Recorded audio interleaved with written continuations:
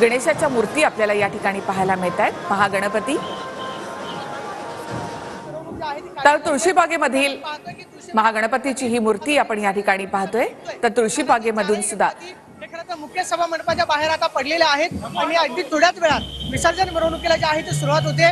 पहिल्यांदा मानाचे 5 गणपती जे आहेत ते विसर्जन मिरवणुकीसाठी मार्गस्थ होतात आणि त्यानंतर एक एक करून गणपती जे आहे ते विसर्जन मार्गावरती यायला सुरुवात होते। आपण पाहतोय की जगन्नाथ रथ जो आहे तो यंदा तुळशीबाग गणपती बाप्पा मंडळाने यावर्षी साकारलेला आहे आणि मानाचा 4था असणारा तुळशीबाग गणपती बाप्पा जो आहे विसर्जन मिरवणुकीसाठी निघालेला मार्गाला आपल्याला पाहायला मिळतोय। Camera person Abhijit Piseswami, Pradeep Kapse, TV9 Marathi, Pune.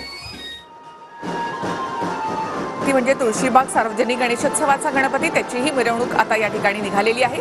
तर मुंबईच्या राजाची विसर्जन मिरवणूक जी आहे ती सुरू झालेली आहे।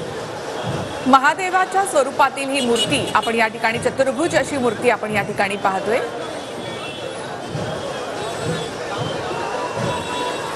तर मुंबईचा राजा आता विसर्जनासाठी निघालेला आहे।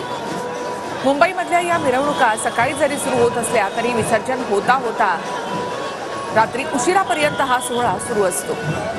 मुंबई पुण्यामधल्या विसर्जनाच्या या मिरवणुकांमध्ये जगभरातील लोक सहभागी होत असतात। अवघी मुंबापुरी या विसर्जन मिरवणुकांमध्ये सहभागी झालेली पाहायला मिळते। गणपती बाप्पा मोरया, पुढच्या वर्षी लवकर या असं आर्जव त्याला केलं जातं। गेल्या 10 दिवसामध्ये संपूर्ण राज्यामध्ये खरं तर उत्साही, चैतन्यमय असं वातावरण पाहायला मिळालंय।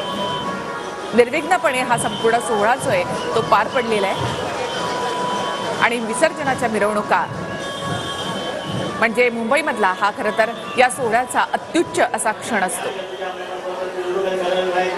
गेल्या 10 दिवसांमध्ये आपण पाहतो लालबागच्या राजाचं दर्शन लोकांनी घेतलेलं आहे आणि लालबागच्या राजाची आरती आता सुरू झाली आहे। तर थेट आपण जाऊयात लालबागच्या राजाच्या दर्शनासाठी।